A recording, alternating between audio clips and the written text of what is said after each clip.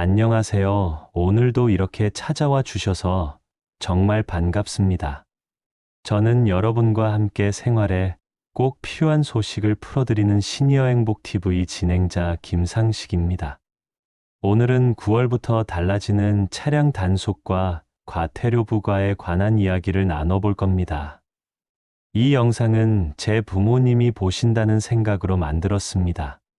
꼭 끝까지 보시고 도움받아 가세요.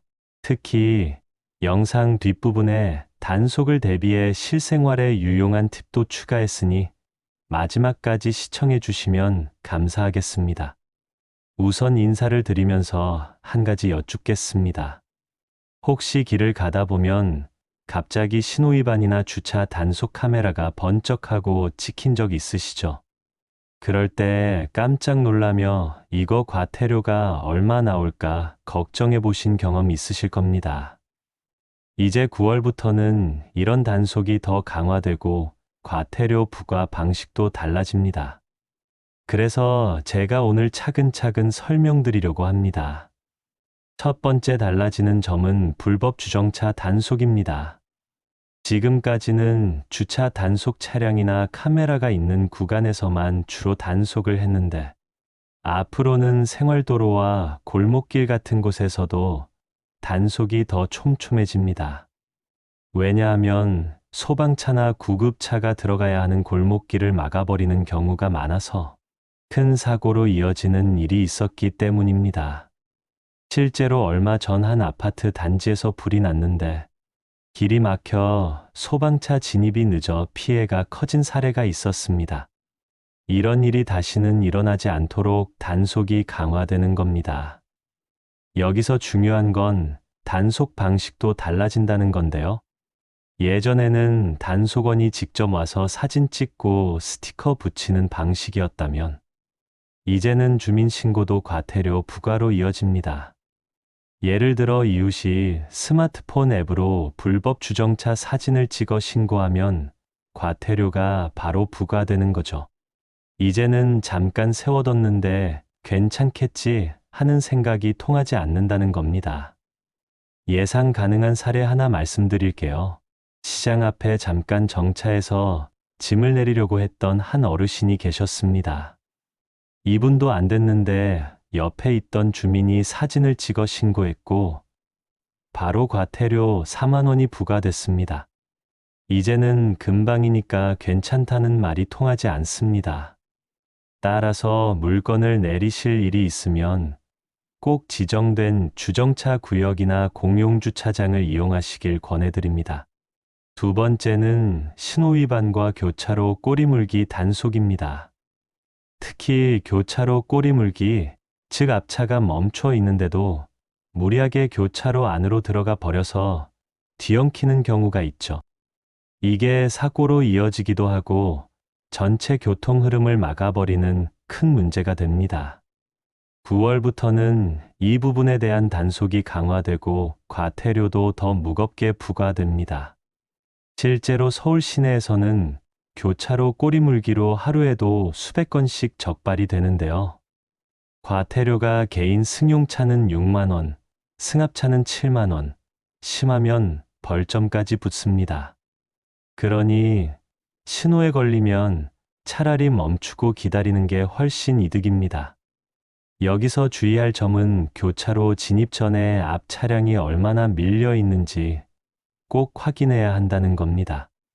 아직 신호가 초록불이니까 그냥 들어가자는 생각을 하면 꼬리물기 단속에 걸리기 쉽습니다. 예상 사례를 하나 들어보겠습니다. 직장에서 퇴근하시던 분이 집 앞 교차로에서 초록불을 보고 들어갔는데 앞 차량이 갑자기 정체로 멈춰 꼬리물기 상태가 됐습니다. 뒤에 있던 차량 블랙박스 영상으로 신고가 들어와서 과태료가 부과된 경우입니다. 이처럼 신호에만 집중하지 말고 교차로 상황 전체를 확인하는 습관이 필요합니다. 세 번째는 보행자 보호구역 단속입니다. 예전부터 어린이 보호구역은 잘 알고 계셨을 텐데, 이제는 보행자가 많은 골목길이나 횡단보도 앞에서도 단속이 대폭 강화됩니다. 보행자가 건너려고 서 있는데 멈추지 않고 그냥 지나가면 바로 과태료 대상입니다. 승용차는 6만 원, 승합차는 7만 원이 부과되고 벌점도 10점이 붙습니다. 사람이 없으니 그냥 가야지라는 생각이 아니라 횡단보도 앞에서는 혹시 보행자가 있나 반드시 살펴보고 정지해야 합니다.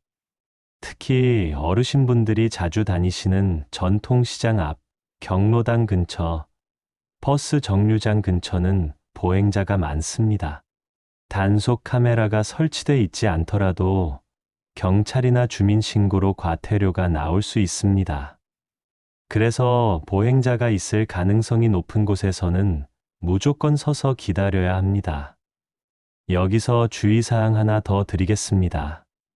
횡단보도에 보행자가 없다고 하더라도 무심코 속도를 줄이지 않고 달리면 갑자기 사람이 튀어나올 수 있습니다. 특히 야간이나 비 오는 날은 시야가 좁아져 사고 위험이 커집니다.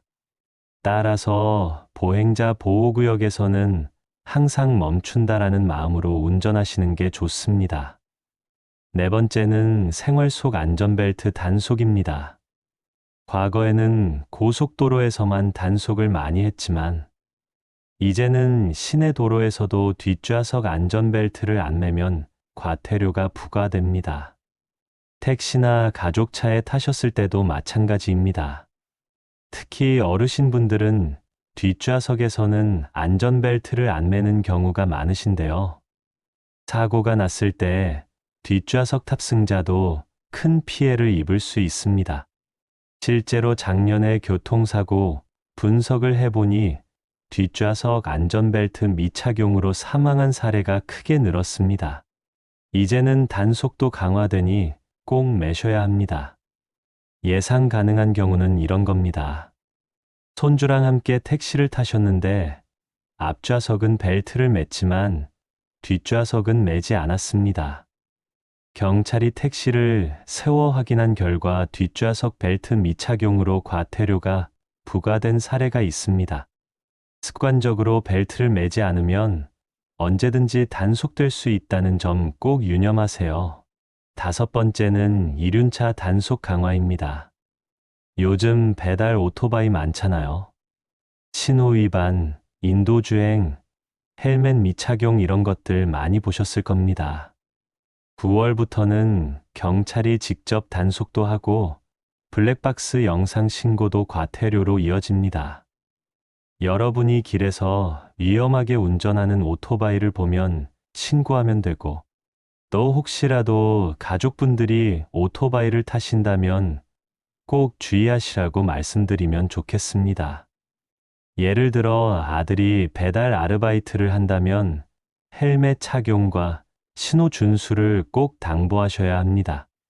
단속에 걸려 과태료를 내는 것도 문제지만 무엇보다 안전이 가장 중요합니다. 여섯 번째는 환경 관련 과태료입니다. 차량에서 나오는 매연이 심하면 환경부에서 단속을 하는데요. 예전보다 기준이 강화됩니다. 노후경유차가 도심에 들어오면 바로 과태료가 부과됩니다. 금액도 10만 원 이상으로 적지 않습니다. 혹시 오래된 차량을 운행하신다면 정기검사 꼭 받으시고 필요하다면 조기 폐차 지원 제도도 활용해 보셔야 합니다. 여기서 또 주의사항 하나 말씀드립니다.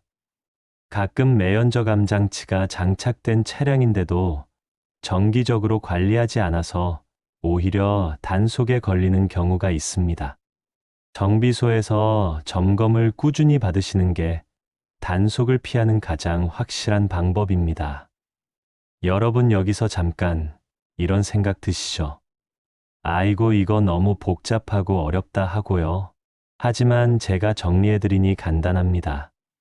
딱 기억해야 할 건 세 가지입니다. 첫째는 불법 주정차 절대 하지 말자. 둘째는 신호위반과 교차로 꼬리 물기는 절대 하지 말자. 셋째는 보행자 보호구역에서 반드시 멈추자. 이 세 가지만 기억하셔도 큰 과태료는 피할 수 있습니다. 그리고 생활 속에서 꼭 알아두셔야 할 팁을 몇 가지 드리겠습니다. 요즘은 블랙박스 영상이나 스마트폰으로 찍은 사진이 단속에 바로 쓰입니다. 즉, 내 차만 조심한다고 끝이 아니라 다른 사람이 신고할 수도 있다는 겁니다. 그래서 항상 기본을 지키는 게 가장 안전하고 마음 편한 길입니다. 실제로 한 사례를 말씀드릴게요. 어떤 분이 아파트 단지 앞 횡단보도에 잠깐 차를 세웠습니다. 예전 같으면 단속이 잘 안 됐을 텐데 주민이 앱으로 신고하니까 바로 과태료 4만 원이 부과됐습니다.